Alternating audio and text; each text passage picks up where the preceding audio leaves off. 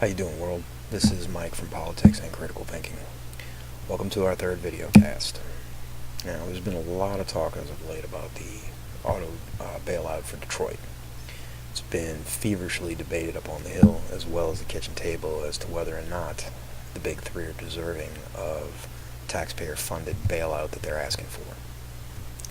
There's a lot of information to digest on this particular topic, and due to the file sizes it generates and the upload times, we're going to break this down into 2 or 3 segments.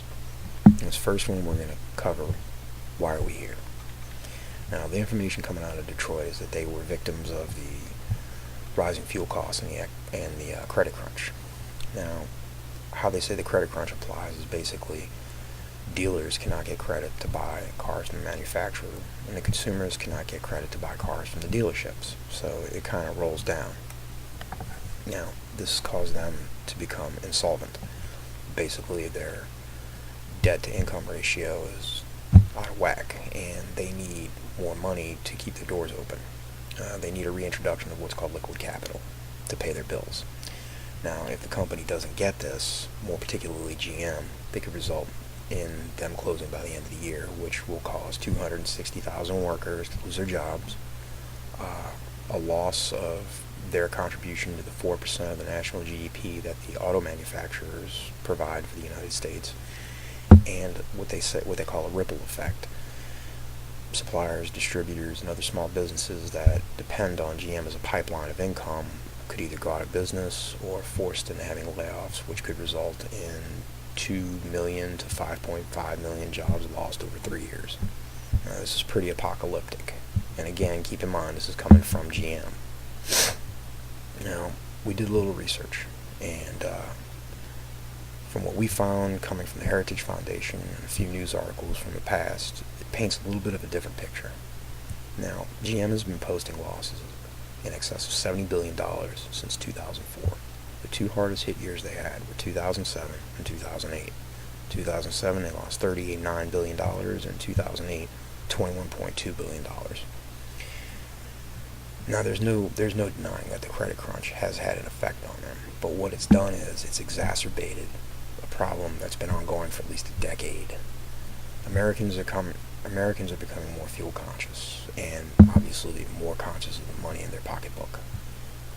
GM did nothing to answer the consumer's needs or wants. They were relegated to producing SUVs and trucks, whereas their Japanese counterparts, who are here in the United States, were producing higher quality, more reliable, and better fuel efficient models that people were buying. There was no innovation, there was no inspiration, and there was no leadership from their CEO and their management. They kept going on the same course, the one thing they knew, and that was it. They did nothing to streamline their operations or alter them based on the business environment they were in. Whereas foreign car makers who are here in the States, they saw the handwriting on the wall and went with it. Now, there's another topic another cause that we found that may not be too popular with people, especially up in the Northeast, Midwest, and the Northwest. It was over-the-top labor costs. This was particularly caused by the UAW, or the United Auto Workers Union. Now, the average UAW worker is paid $75 an hour in wages and benefits, almost triple the earnings of the average private sector worker. Now, I've heard people say, oh, that's not true, that's not true. This is coming from the Heritage Foundation. You can look it up if you don't believe me. Auto workers at their auto worker counterparts that were employed by Japanese plants located in the United States make between $42 and $48 an hour in wages and benefits. Basically, that amounts to over $80,000 a year in compensation. Still pretty hefty, but a little bit more reasonable. Now, GM had to make this money up somewhere. So, who do you think was paying for it? Obviously, you and I. This rolled down the consumer and an additional cost of $1,200 per vehicle that the big three produce, as opposed to Toyota, who rolls the cost down to the consumer at $215 per vehicle that they make. Also, they get 7 weeks paid vacation. A Chrysler worker with 15 15 years of tenure was entitled to 34.5 paid holidays and vacation days in 2006. 7 weeks in paid time off when it's all added together. This is 3 times more paid vacation than an average private sector worker with similar tenure. This is the one I love. Paid not to work. Under UAW contracts, workers whom the automakers let go when plants close down and are not laid off. Instead, after exhausting regular unemployment benefits from the automakers and the government, they are transferred to a jobs bank where they are paid nearly full wages not to work. Double dipping at its best. I tell you what, I need to go up to Michigan and get a job with GM. Now, we're not against unions. We're not against corporations.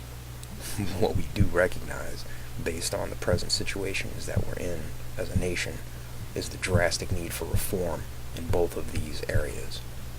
Organized labor built this country during the Industrial Revolution. Unfortunately, in the present economic climate, they're derelict. We do need them, though. Workers need a voice. They need to be kept around, but they are in dire need of reform. Corporations, the models that they're using now with their CEOs, they're based on nothing but greed. There's no ethics, there's no morals. They don't care about the workers, and they definitely don't care about the consumers. They're only worried about how much they can make. Who's stuck in between these two entities? The middle class, as usual. No one's doing anything to help them out, except trying to take from them. That is my biggest problem with this whole situation. And now we're the ones who are expected to bail them all out. Think about the hearings that you saw in Congress. It was 3 CEOs and the head of the UAW sitting together talking to Congress. To me, that was very prolific. Where was our representation? Because it sure as hell wasn't up on the Hill, and it sure as hell wasn't sitting at that table trying to convince the Hill to give them our money. People need to speak up. They need to investigate, and they need to understand. These are the reasons why that they got there. It's their responsibility, not ours. Now, with that being said, I hope this was a little helpful in your decision-making process. As always, have a good night, God bless, and happy hunting. We'll see you soon.